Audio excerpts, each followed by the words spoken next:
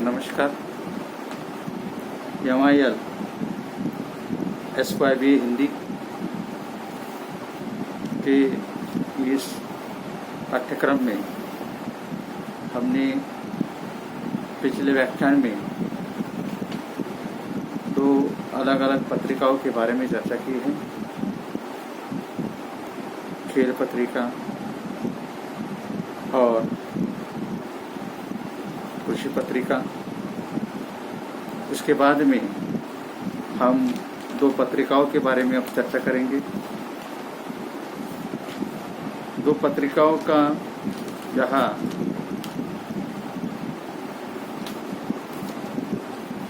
मैं जो आप लोगों को बता रहा हूँ, ये आधुनिक समाज के निर्माण में संचार की अहम भूमिका रही। सूचनाओं के आदान प्रदान की प्रवृत्ति के साथ साथ इसका दायरा बढ़ना भी विकास के आधारभूत तत्वों में से एक है। सामान्य तौर पर एक व्यक्ति से दूसरे व्यक्ति का सूचना साझा करना भी संचार है, किंतु जब यही प्रवृत्ति एक व्यापक जन समुदाय और विस्तृत भूभाग भौगोलिक क्षेत्र तक विस्तार पाती है, इसे जनसंचार कहा जाता है। जनसंचार के विभिन्न साधनों का विकास मानव सभ्यता के विकास के समांतर चलता रहा है। यह कहना अतिशयोक्ति नहीं होगी कि यह दोनों बातें एक दूसरे के समानार्थी भी हैं। संचार के अभाव में सभ्यता के वर्तमान विकसित रूप की कल्पना नहीं की जा सकती। सूचना के महत्व से मनुष्य समाज भली भांति परिचित है और इन सूचनाओं का संप्रेषण ही उसे निरंतर नए विचार की ओर अग्रसर करता है। हम यह कह सकते हैं कि आधुनिक सभ्यता में सूचना से अधिक शक्तिशाली कोई परमाणु हथियार भी नहीं हो सकता है। परमाणु व्यवस्था को बदलने से लेकर नए नए वैज्ञानिक आविष्कारों तक सभी प्रकार के परिवर्तनों में सूचनाओं के आदान प्रदान का अहम स्थान है। सूचनाओं के आदान प्रदान की इसी प्रक्रिया को संचार कहा गया है। अनेक माध्यमों से जब सूचनाओं के संचार का क्षेत्र व्यापक हो जाता है तो इसे जनसंचार कहा जाता है। जनसंचार के इस व्यापक उद्देश्य को प्राप्त करने में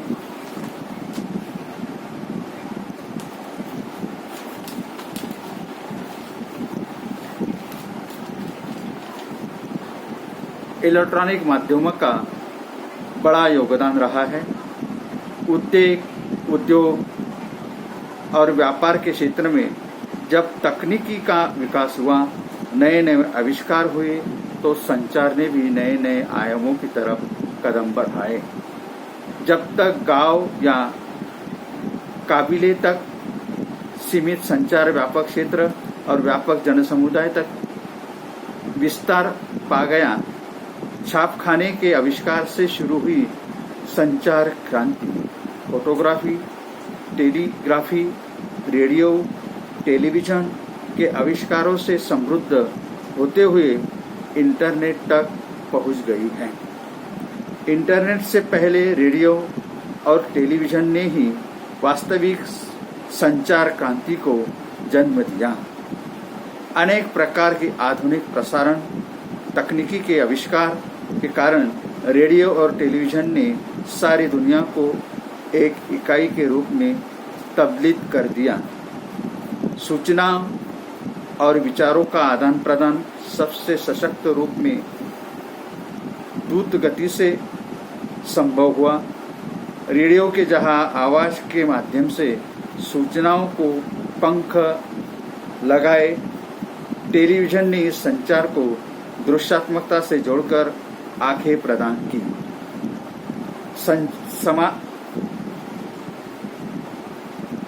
समाचार विचार, शिक्षा, मनोरंजन, संचार के क्षेत्र में टेलीविजन ने अभूतपूर्व कार्य किया है। दरअसल दूरदर्शन ने समाचारों में दृश्यों के माध्यम से विश्वसनीयता को सुनिश्चित किया है। कहा जाता है कि आंखों से देखी हुई घटनाओं या वस्तुओं पर विश्वास करना चाहिए। दूरदर्शन ने घटनाओं का विवरण प्रस्तुत करते हुए इसी कहावत जैसा विश्वास दर्शकों के मन में पैदा किया दिखाई दे रहा है। इसलिए टेलीविजन पर दिया गया विवरण या जानकारी सत्य है। टेलीविजन ने मुद्रित माध्यम की साक्षर होने की शर्त को भी आवश्यक प्रमाणित कर दिया।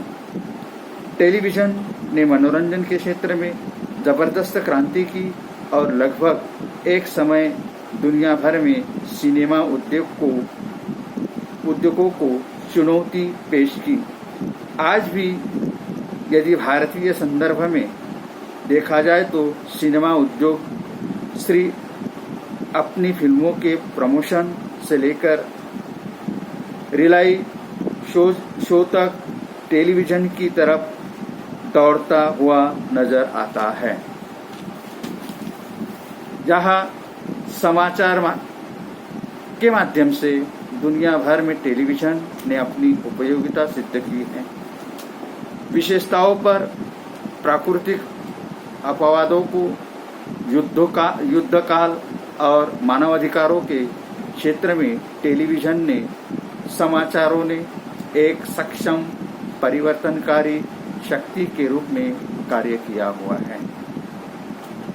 वियतनाम और खाड़ी युद्ध के समाचार कवरेज के दौरान दिखाए गए दृश्यों का दुनिया में युद्ध विरोधी माहौल बनाने में खास योगदान रहा है। भारत में टीवी पत्रकारिता का इतिहास बहुत पुराना नहीं है। हालांकि भारत में टीवी प्रसारण 1959 में शुरू हुआ, किंतु इसका विकास काफी धीमी गति से हुआ है। सरकारी सहायता से चलने वाले टेलीविजन का ही लगभग 3 दशक तक एकाधिकार रहा है। 20वीं सदी के आखिरी दशक में केवल टीवी के विस्तार और प्राइवेट चैनलों के आने से वास्तव में इसका मौजूदा विकसित रूप में आना संभव हो पाया है। देश में प्राइवेट चैनलों पर समाचार चैनलों की शुरुआत को भी 2015 के करीब 2 दशक ही हुए हैं। भारतीय संदर्भों ने टीवी पत्रकारिता की चर्चा करते समय इस बात को ध्यान में रखना बेहद आवश्यक है कि इसकी यात्रा करीब 20 साल की है। टेलीविजन पत्रकारिता का अध्ययन करने के लिए सबसे पहले समाचार चैनलों की कार्यप्रणाली को समझना आवश्यक है। हमारे देश में टेलीविजन, समाचार पत्र, समाचार चैनलों का इतिहास बहुत पुराना नहीं है, किंतु फिर कम समय में चैनलों ने एक कारागार कार्यप्रणाली विकसित की है। इस तरह यह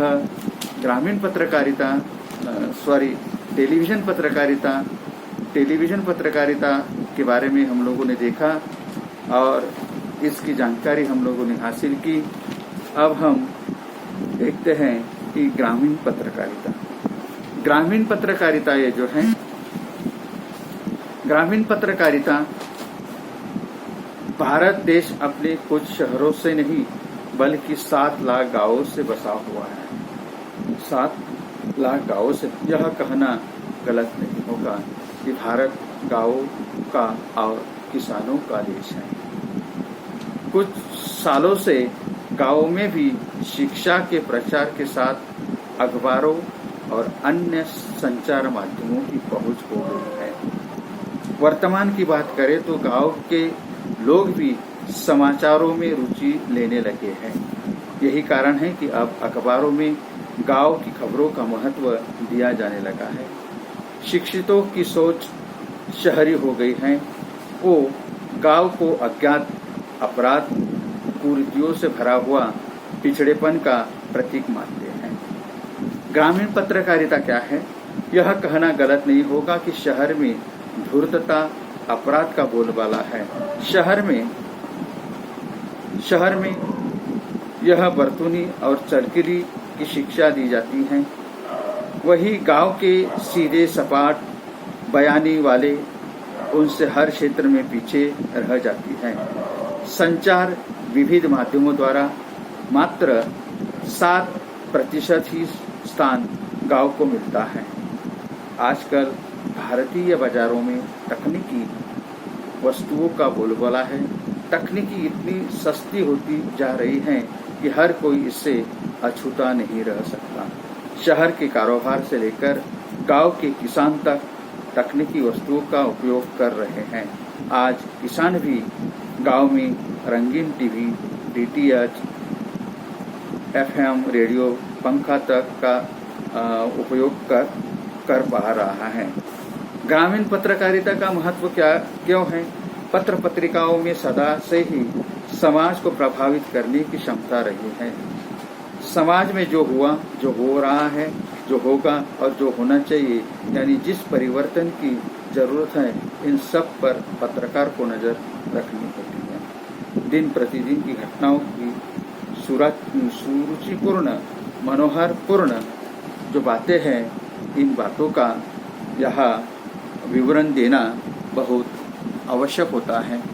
यहाँ ये बातें भी हमें इस बात की ओर भी ध्यान देना है कि वैचारिक आदान प्रदान का सफल माध्यम बनाना, समाचारों के समीक्षकों, स्तंभों लेखकों, अग्रलेखकों द्वारा जनमत का निर्माण करना, समाज उपयोगी एवं स्वस्थ मनोरंजन के साधन उपलब्ध कराना, राष्ट्रीय एवं सामाजिक एकता में योगदान एवं सकारात्मक तत्वों को बढ़ावा देना, साहित्यिक, सांस्कृतिक, औद्योगिक विकास को बढ़ावा देना, ये ग्रामीण पत्रकारिता के महत्वपूर्ण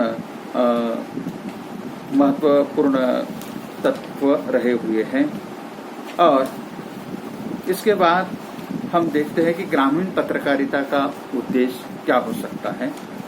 नई जानकारियां उपलब्ध कराना, सामाजिक जनमत को अभिव्यक्ति देना, समाज को उचित दिशा निर्देश देना, स्वास्थ्य मनोरंजन की सामग्री देना, सामाजिक कुरीतियों को मिटाने की दिशा में प्रभावी कदम उठाना, धार्मिक सांस्कृतिक पक्षों का निष्पक्ष विवेचन करना, सामान्य जन को उनके अधिकार समझाना, कृषि जगत व उद्योग जगत की उपलब्धियां जनता के सामने लाना, सरकारी नीतियों का विश्लेषण और प्रसारण करना, स्वास्थ्य जगत के प्रति लोगों को सतर्क करना, सर्वधर्म समभाव को पुष्ट करना, ये ग्रामीण पत्रकारिता के उद्देश्य रहे हुए हैं।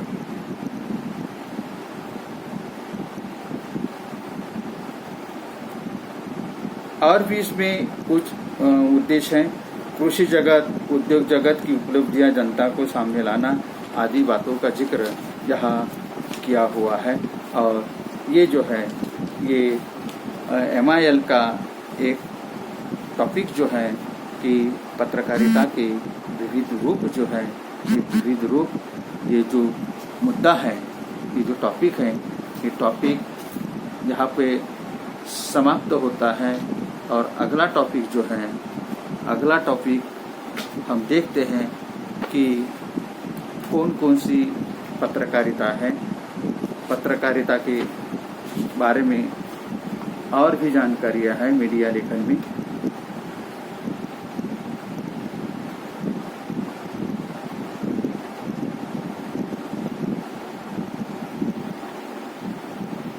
अगला टॉपिक जो है विज्ञापन का स्वरूप और विज्ञापन का महत्व, आवश्यकताएं और विज्ञापन के प्रकार। इस टॉपिक को हम अगले व्याख्यान में देखते हैं और तब तक के लिए यहाँ पर हम रुकते हैं।